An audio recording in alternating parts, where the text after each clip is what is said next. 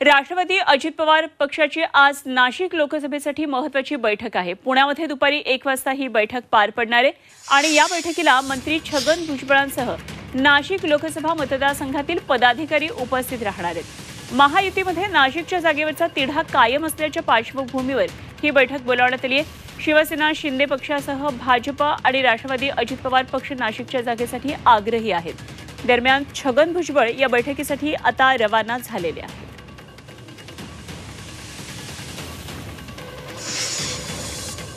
पक्षातर्फेच लढणार आहे। प्रश्न येतो कुठे पक्ष बदलण्याचा, म्हणजे पक्ष बदलण्याचा प्रश्न येत नाही। आणि ज्याला कोणाला तिकीट मिळेल, ज्याला कोणाला जागा सुटेल, ती भाजपाला सुटली तर भाजपाचा उमेदवार उभा राहील, ती शिंदे गटाला सुटली तर शिंदे गटाचा, आम्हाला सुटली तर आम्हाला। ज्या गटाला सुटेल आणि ज्या गटाचा उमेदवार असेल त्याला आम्ही 100% निवडून आणण्याचा प्रयत्न करणार।